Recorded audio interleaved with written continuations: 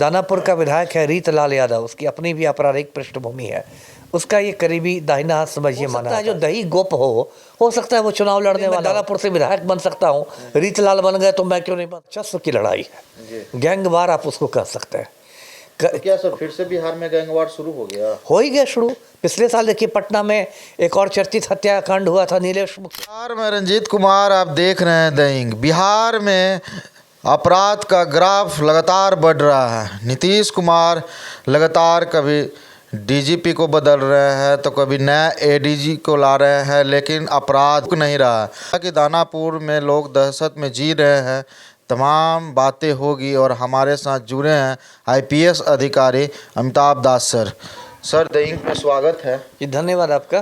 बिहार में लगातार अपराध का ग्राफ बढ़ रहा है। दानापुर अभी लेटेस्ट जो 2 मर्डर हुआ है, इस मर्डर में आप जो रीतलाल यादव का भी करीबी माने जा रहे हैं, उनका मर्डर हो गया है।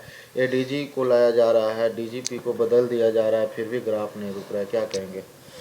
ये सही कहा आपने। आप जिस मामले की बात कर रहे हैं, दर्शकों को मैं बता दूं, ये परसों रात का मामला है और दानापुर इलाके में एक इलाका है पेठिया बाज़ार।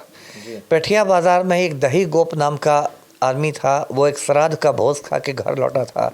उसके साथ उसका साथी था गोरख राय, और दोनों 8 बजे रात के आसपास घर लौटे और वहीं पर घात लगा के बदमाश बैठे हुए थे। उन लोगों पर इसने गोलियां चला दी तो गोरख राय तो वहीं स्पॉट पर मारा गया। और ये जो है दही गोप, इसको 5 गोलियां लगी, 1-2 गोली तो सर में भी लगी है। और ये अभी पटना के रिवन अस्पताल में है। बहुत तो मतलब समझिए कोमा में है और बचने की संभावना नहीं के बराबर है। कल तो उसकी मौत की भी खबर उड़ गई थी, बाद में फिर खंडन हुआ कि नहीं भी बचा हुआ है, लेकिन जो हालत है मुझे नहीं लगता कि ज़्यादा समय बचेगा, कोमा में है। और ये दही गोप है, ये भी कोई ऐसा शरीफ आदमी नहीं था। ये इलाके का एक बाहुबली माना जाता था, दबंगई में इसका नाम था। इसका असली नाम रंजीत राय उर्फ रंजीत यादव है और ये उस इलाके में ज़मीन का कारोबार और ये सब करता था। गैस गोदाम वगैरह इसके थे। और दानापुर का विधायक है रीतलाल यादव, उसकी अपनी भी आपराधिक पृष्ठभूमि है।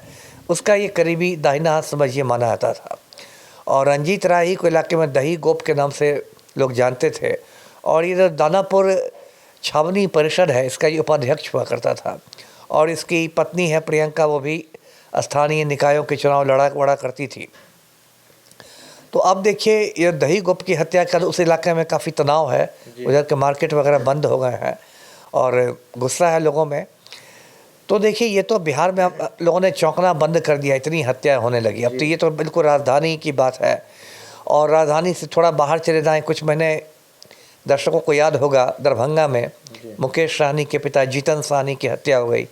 टुकड़े टुकड़े कर दिए गए उनके शरीर के।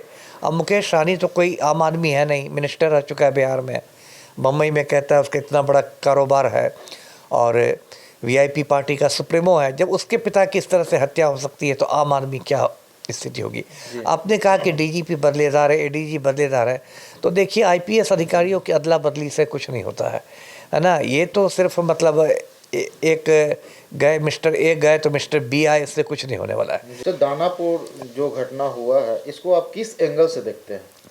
देखिए एंगल एक ही है, वो विशुद्ध वर्चस्व की लड़ाई है, गैंगवार आप उसको कह सकते हैं। तो क्या सर फिर से बिहार में गैंगवार शुरू हो गया? हो ही गया शुरू। पिछले साल देखिए पटना में एक और चर्चित हत्याकांड हुआ था, नीलेश मुखिया हत्याकांड। इसी कुर्जी में नीलेश यादव और नीलेश मुखिया की हत्या हुई थी, याद होगा आपको। एकदम भीड़ भाड़ वाले इलाके में बीच सड़क पर ठोक दिया गया था। बाद में आप सीसीटीवी फुटेज बहुत वायरल भी हुआ था कि एकदम भीड़ भाड़ लोग आ जा रहे हैं और 11 बजे के आसपास दिन में उसको बाइक सवारों ने आकर मार दिया गाड़ी में। नीलेश मुखिया की पत्नी अभी भी वार्ड पार्षद है, वार्ड नंबर 22 बी की। तो गैंगवार तो हो ही रहा है, ये उसको मरवा रहा है। और देखिए अब 11 महीने बाद आम चुनाव है बिहार में, अब धीरे धीरे राजनीतिक हत्याएं भी होंगी। मान लीजिए मैं एक उदाहरण देता हूँ, मैं श्योर नहीं हूँ लेकिन ऐसी संभावना है, हो सकता है जो दही गोप हो सकता है वो चुनाव लड़ने वाला हो। दानापुर से ही एक बात मैं कहता हूँ, सारे अपराधियों का तो मनोबल यहाँ बढ़ा ही है। वो दानापुर छावनी का यदि परिषद का यदि उपाध्यक्ष रह चुका था, हो सकता है इस बार उसका और मतलब ऊंची महत्वाकांक्षा हो गई हो कि नहीं मैं दानापुर से विधायक बन सकता हूँ, रीतलाल बन गए तो मैं क्यों नहीं बन सकता हूँ, है ना। और उसके विरोधियों को पता चल गया कि अच्छा दही गोप विधायक बनने का मंसूबा बांध रहे हैं तो टपका दो उसको। तो जैसे जैसे ये चुनाव करीब आएंगे वैसे वैसे राजनीतिक हत्याओं का भी दौर शुरू होगा। और पुलिस का ऐसा मनोबल टूट गया है, बिहार की पुलिस सिर्फ खोखे चुन रही है, खाली गोलियां चुन रही है, पोस्टमार्टम करवा रही है और कोई काम नहीं रह गया। ये देखिए, बिहार में हत्याएं हो रही है, लेकिन शासन प्रशासन लगातार कोशिश कर ले, लेकिन हत्याएं रुक नहीं रही है। क्या कारण है और इसके पीछे क्या कारण हो सकता है? सर ने बखूबी बताएं कि हाँ, राजनीतिक कारण भी हो सकता है। चुनाव आने वाले हैं, हमारे बिहार के मुख्यमंत्री प्रगति यात्रा पे निकल रहे हैं, लेकिन उनका प्रगति नहीं दुर्गति यात्रा हम बोल सकते हैं, क्योंकि यहाँ बिहार के पढ़े लिखे लोग अनशन पे बैठे हुए, छठा दिन है, लेकिन किसी भी नेता के कान में अभी तक जू नहीं रहेगा और लोग अपना रोटी सेकने पे मजबूर हैं। वीडियो को ज़्यादा से ज़्यादा शेयर और चैनल को सब्सक्राइब करें। धन्यवाद।